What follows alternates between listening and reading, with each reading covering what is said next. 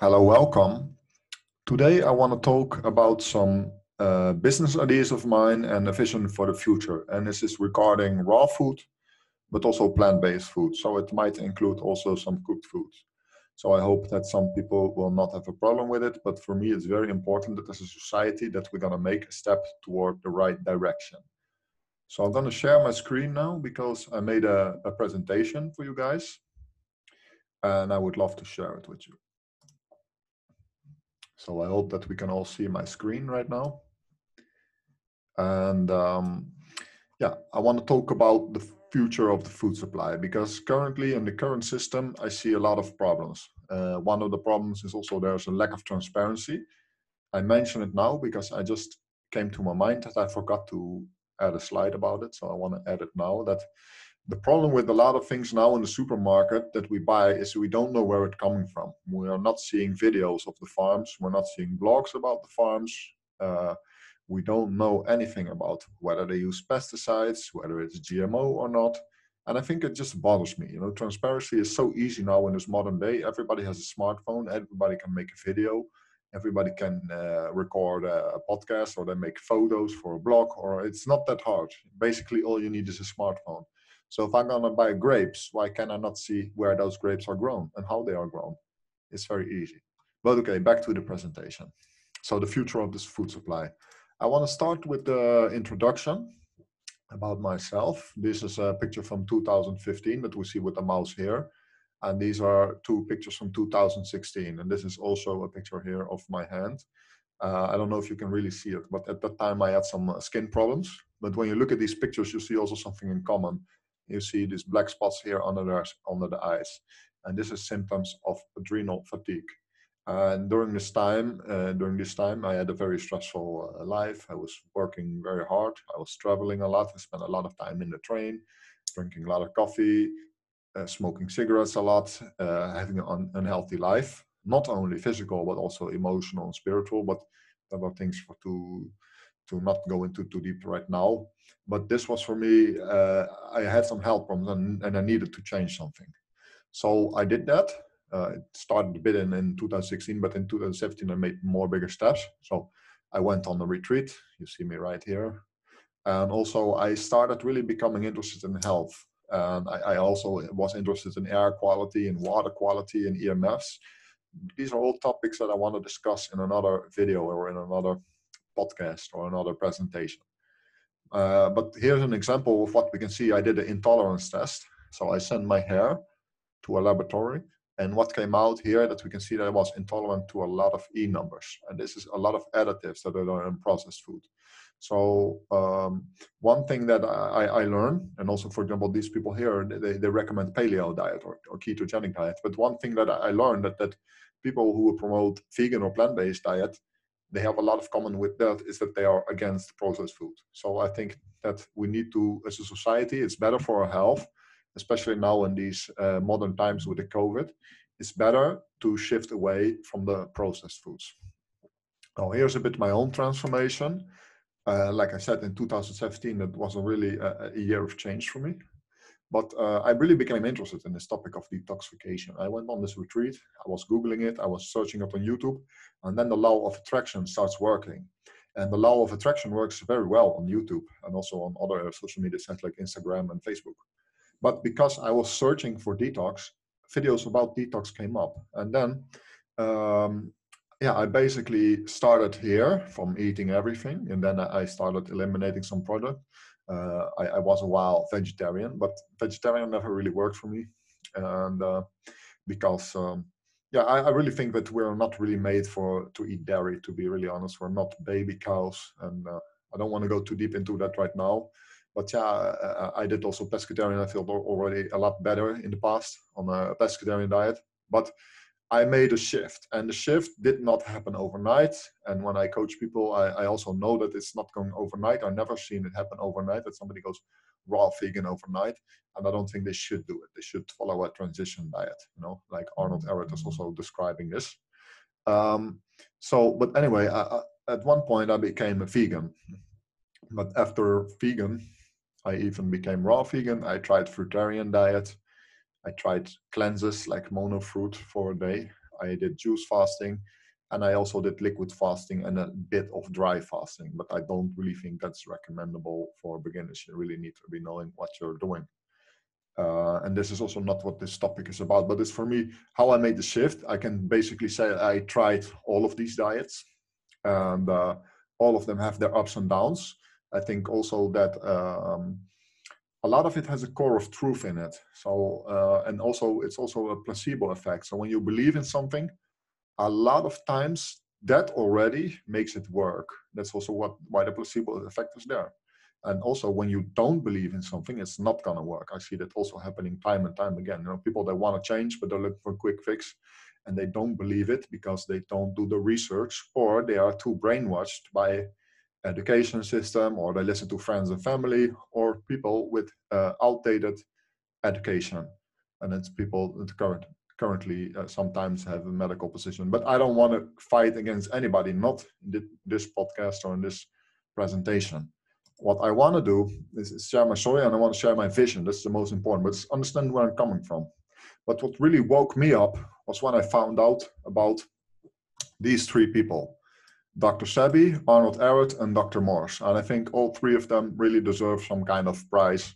Like Sebi, I think he deserves the Nobel Prize, if you ask me, but that's more a political discussion. But really, when I found out about these people, it really opened up my eyes. And I also have here a list of other people that I found on YouTube. I also want to say thanks to them. But these three, these are really like the godfathers of the, I don't know how to call it, but the alkalinity movement. I can highly recommend everybody to research them and to look at the core of truth. I'm not going to say that it's going to be a sustainable diet for everybody in the long term, because it might be, but we need more proof. As a scientist, I said, okay, we need more proof. There are a lot of examples of people that are doing it, and they're doing great, but I want to see a bit more scientific approach. I want to see more evidence, blood tests, hair tests, bioresonance with the frequencies and these kind of things. So I hope that we're going toward that in the future. But for me, when I found about these three people and I tried all three of their diets and lifestyles, my life really started changing and felt so much better. So I want to say thank you to them. Anyway, when we look at their diets, they have something in common, Sebi, Ehret, and Morse, and they have also some difference. So the thing that they have in common is that they all say, okay, we should be shifting away from acidic food. And there's also some discussion. I had some discussion with people say, it's bullshit. But in the end of the day, for me, I really started feeling it and believing it once I saw, hey, all these three great healers who have healed many people, they have all this thing in common. They say we need to shift toward more alkalinity. And currently, I feel that, okay, I want to live as alkaline as possible, but it's not always possible in this modern world. Plus, sometimes we want to enjoy our guilty pleasures. And I enjoy them. Sometimes I have my own guilty pleasures.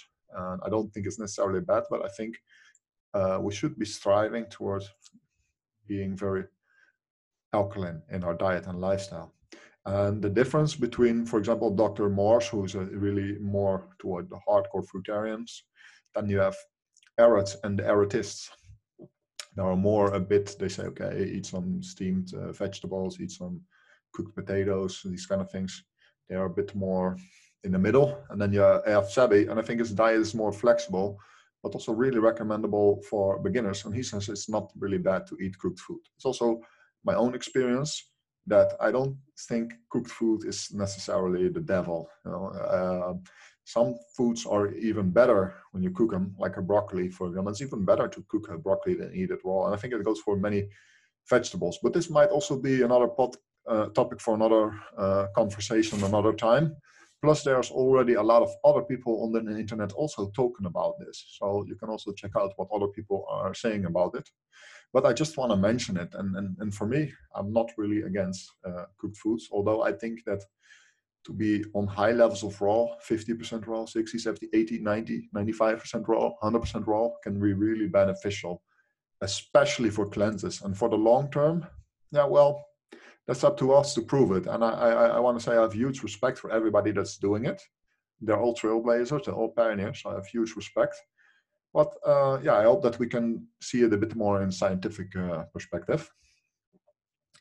But now I'm coming towards challenges. So when you're on one of these diets, whether it's Sabi's alkaline diet, Eric's mucus reducing diet, or mucus lean diet, as some people call it, or Robert Moore's more fruitarian raw vegan diet, the challenge is, if I go to the supermarket, and most people shop at the supermarket, most people that I know, they do majority of their groceries in supermarket. And like Sabi says here, everything is artificial. And then we have to select the least of the damaging foods. And the problem is there's organic foods, those are normally good, but some of the organic foods might be GMO, they might be hybrids. Hybrids is also a gray area. I don't want to go too deep in it. I am not against it, but I do want to say that it's really better to go really out in nature and take the fresh produce yourself. For me, I love going to the forest, for example, pick some nettle and juice that because I know it's not been genetically modified. And also then we have here, to look, there's a lot of seedless grapes and these kind of things. I personally do not recommend it. I also think that a lot of vegans and fruitarians fail because they go towards this non-organic foods or this hybrid foods or this GMO foods, and they're eating seedless grapes, and then they're not getting the results because it's not really mineralizing you. But okay, let's go to the next slide. What is important in supermarkets and with food is that the fruit is as fresh as possible. So it's best to have raw foods, but steamed foods or cooked foods, maybe pressure cooked foods even, um, maybe even grilled foods, but it should be as least processed as possible. And the reason why, of course, is the enzymes. If you study raw veganism, you can take hours and hours, and it's really not something that I think people should do overnight, read one book. And I think they should take the time to study these things and go really into the details, like where you get B12, where you get vitamin D, where you get all these minerals, etc., etc., etc. It takes time. I know it from my own experience that you need, I would say, let's say 3 months to really study and really learn about all the details and how to be sufficient in long-term raw foodism, for example, like people are doing, like Marcus Rothkranz or Dan McDonald. So there's people that are doing it. So it is possible, I believe, and these people are showing it. But I hope more people will be showing it, and I hope also that there will be more science behind it. But I want to go back to the problem with supermarkets. And also, we see it also a lot in fast food joints. But when I go to the supermarket, for example, I want to buy hummus. All of the hummus, whether it's the most expensive one, organic, doesn't matter, it all has citric acid in it. And when we look how citric acid is made, we really don't want to know it. And like 95% of these kind of things that I can buy in the supermarket, even olives, that you think all you need is olives and olive oil, but all these things have citric acid and sometimes other E numbers. And what we can solve from the earlier slide here, this was my own, I think it was 2017 or 18, and then we can also have the discussion how, if this is an accurate test or not, or reliable. But anyway, it shows, and I believe also that a lot of people have these intolerances, and also that can, even when you don't have an intolerance, it can be very irritating toward the gut and these kind of things. I think it makes it hard for anybody to be sustainable on long-term diet when the only options you have are these very processed foods. And I don't think that's a good thing. So here I summarize it. In supermarket, the challenge is that if I go to the supermarket, I basically just buy fruits and veggies and go toward the end, although I sometimes eat some other things. And also lately I have been living a bit on a budget. So I don't always can go for the optimal choices. Sometimes I have to think, okay, what can I do on this budget? And I'm experimenting a bit. Like I've did a lot of things like juice fasting and water fasting. And now I'm seeing, okay, how does my body react to different kind of foods? But in general speaking, the quality is relatively low and the choices are limited. And this makes it not fun for people to be on these kind of raw food or alkaline diets or these kind of things. And with restaurants, I have a lot of respect for entrepreneurs. Small entrepreneurs, they are very important in towards society. I'm not a fan that everything will be big company, everything will be McDonald's, everything will be Walmart. I don't want to see that. I want to see the small and local entrepreneurs thrive. This gives a city a vibe. This is very important for the neighborhood, for community. these kind of things, but it irritates me a lot. And to be really honest, I think a lot of people in restaurants are not very good cooks. I see that they use the salt with the E number, the highly processed salts, and they don't study it enough. I don't think they have bad intention, but their intention is, one, make profit, two, be fast. So for even a sauce, like all the sauces, you even if you eat fries or something, no, they are not making the sauce themselves. It's all processed. So there's no enzymes in it and there's E numbers in it. So there's two downsides already. That's why I think even with those small things, it's important that we make those things ourselves. This is also making it is like we should change our society. More people that, for example, unemployed people can do this, can work this, or it should be subsidized or whatever, because yes, it is harder to make profits. It is more expensive. We can maybe not pay 5 times the price for mayonnaise when we make it ourselves, or make a vegan mayonnaise ourselves, whatever. It's more cheaper to buy it from supermarket and buy it in bulk. Plus, if I would be having a restaurant, I would think, hey, so I have this big bottle of sauce and I can keep it good for 2 months. So I have to buy it once and then all I have to do is put it on the food. Yes, it's easier, but it's not better for the customer. And I think in the end, we should be thinking about what's best for the customer and what's good for long-term health for society as a whole.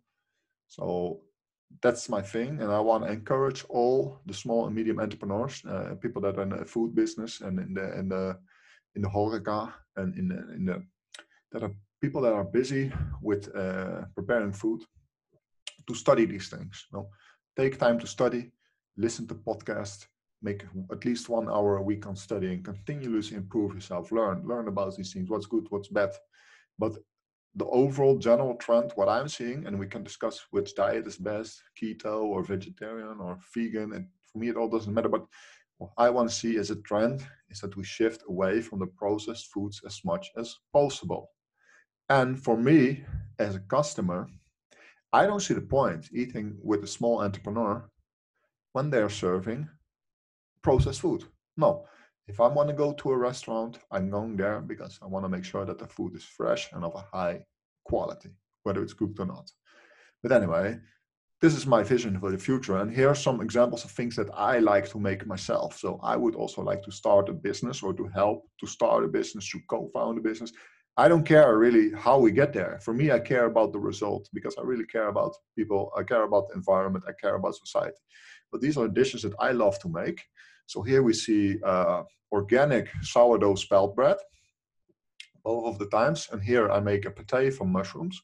So I bake the mushrooms and you can choose different kind of mushrooms. And then I put them in the blender and I add a bit of soy sauce. And I top it with sprouts and salad lettuce. And here you see the same. And I think here I use bell peppers and sun-dried tomatoes. And then the great thing also about making these kind of fresh things is that we can also add superfoods. So a lot of people are now deficient in minerals, and also the food is becoming less dense in minerals and these kind of things. When we add in superfoods, I'll just name an example: moringa or sea moss. Sea moss, one of my favorites. But yeah, you have all kind of superfoods, maca powder, it doesn't matter. It's great. And it's great for people that are picky eaters. It's great for children. A lot of children are picky eaters. So children can get really high nutrition when you add in these things. And even, I'm not going to say I promote it, but you can add some honey or date syrup or some sweetener to make it even more sweeter. And everybody loves it. My personal experience, I tested it on friends and family. Everybody loves this. And you can make, if you put in salt or you put soy sauce or you put in onion powder or certain ingredients, it can really enhance the flavor. A lot of people will love this. So I would love to see this idea, whether it's me or somebody else. But I would love to see more of these places because it will promote also the health as a general. And yeah, the importance of soaking, that's really what I want to address also here. And that's what really bothers me, that a lot of people are not aware of it, not seeing it.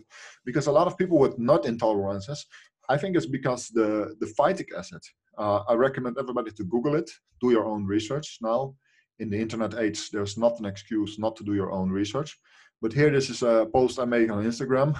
My Instagram is Rino, the one and only.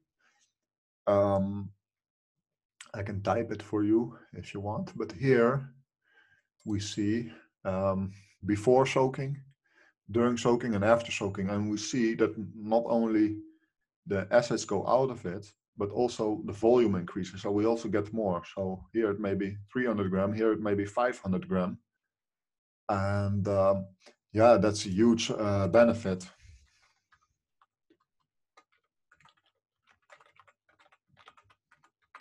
Okay, so there's my Instagram account.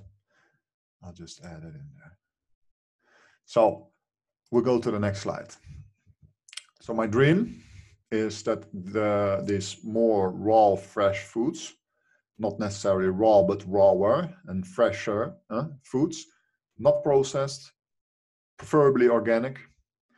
But the idea is that it's home cooked, made with love, no E numbers, no MSG, no overuse of salt, high quality salts like Celtic sea salt or pink Himalaya instead of the highly processed salt, all superfoods included, and that we can make small places. It can be a supermarket with fresh products, with hummus, but then quality made hummus that is first the beans are soaked, then they are cooked, preferably pressure cooked, and then they are blended. Not, I know entrepreneurs, I will not say names, but I know people that are working in food business, and they make hummus and they just buy this thing from the supermarket, these beans full of E numbers and chemicals, and they just put it in a blender and add some flavors in it and they sell it. I think that's not responsible. I don't think this is a good thing to do. So I hope that we can make these more fresher things, and also that the supermarkets will incorporate this. And it can be whether a supermarket or it can be like a juice bar or a restaurant. It doesn't really matter, or both even maybe. So you can read a bit here, the ideas that I have, the things you can sell and these kind of things. Also, you can pause this video if you want, so you can read it back later or scroll through it. The challenges. The challenge is that if I would make a mushroom pate, just to make an example, we have to consume it within 72 hours. Otherwise, it would not be good. So that's one challenge. Also, the challenge is it would be very much feasible if there's enough scale. If 10 people buy every day, it will not be feasible. If 100 people or 1,000 people, then it would be much more feasible. So the challenge is, how do we get this to the public? If you have any ideas, post comments down below. And also the demand. I think the demand is there, but I think most people are not aware. So first we need to start with awareness, and then we get the demand, because right now people just want to demand pizzas, you know. Henry Ford said if we ask people what they want, they say faster horses. We want to have more pizzas, but this is not what we want. But we think that we want it. But people don't know what they want because they haven't tasted and haven't experienced these things yet. And another challenge is some things are more time consuming, so it can also mean that some products would be more costly. And I recommend everybody that's working for a government to make themselves hard to subsidize these kind of initiatives so that we can bring the price down, then we can scale up. Also for investors, also I want to say, you know, make a loss. Who cares? This has a huge societal impact that we have here. The benefits, they can be tremendous. First of all, we can save on the healthcare cost. We are not calculating this in the food cost, but a lot of people that get diseases is food related and eating pattern related. Also the social impact. Think about the social impact it can make when we go back to have local restaurants in our neighborhood instead of all the fast food chains. Do we really want to have a world with only McDonald's, Burger King, and KFC, and more of the same? And in every city you see a Burger King, in every city you see KFC? Or do you want to say, hey, I go to this city and they have this fresh local product, and then we go to another country or another city, then they have their fresh local product? For me, that's more how I see the world. And also I would love to see the small and medium enterprises to blossom. It also will have educational impact. We should not underestimate the impact it can have on future generations. Also because we can also learn them to cook, and we can be transparent about it. I think that there's not enough, even in organic food, there's not so much transparency, but I think why not make a video in the kitchen? Why not show it?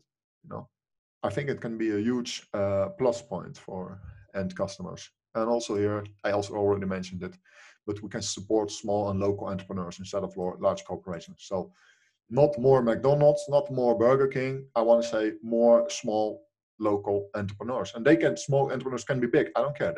I want them to grow. I want them to succeed. But the point is, we want to have more entrepreneurs, not more corporations. So we're almost at the end. I want to make a small side note, is that also these places can have a function where we can educate people, or we can have meetings about things like juice fasting or water fasting. And now we're in the COVID era, the COVID time, and nobody's talking about this. And it really surprises me. But like fasting, here it says, and there's many articles about this on the internet, fasting on just water for 72 hours resets the whole immune system. So you will be less susceptible for things like COVID and other things like the flu and whatever. And I think this is highly encourageable. And also as a society, we should do something about this. I'm also writing a book about it. And I do consultation about it. So if you have questions, contact me. But this is a side note. But these kind of places can be like meeting centers where people can meet and talk about these kind of things. And also, if you are on a juice fast or on a mono fruit fast or on a raw food weekend or whatever, it would be great that you have the opportunity to go out, that you can go out with your friends, or when you start with this journey, that you can go to a place and let your friends taste the wonderful flavors of raw and plant-based foods. So now we're at the end. These are two of my favorite memes. First of all, yeah, I highly believe that a high fruit diet or raw food diet can have benefits, especially on the short term. On the long term, I think it probably has, but more research needs to be done. I said here also, more research is needed, and this needs funding. It will be tax money spent wisely. So that's what I want to encourage everybody to think about this, the impact it could make, but also think about this. And this is also now, like I have been on the raw food journey, like 80% raw food for about 2 years.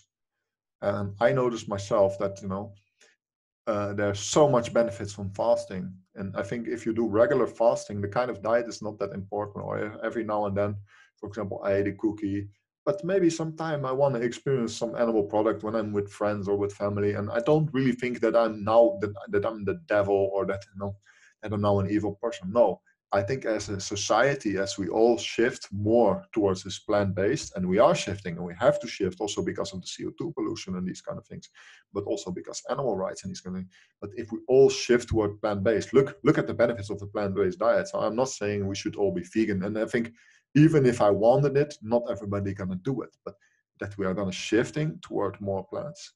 That's really part of my big vision for the future.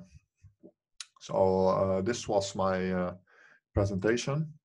If you want to support me, here are some links. I have a PayPal link, but I have also some donation links here, but they are for my other project, Low EMF Life. I can tell about that in another project, but the donation will end up with me. So if you think this is valuable or you want to support me, all the support is welcome.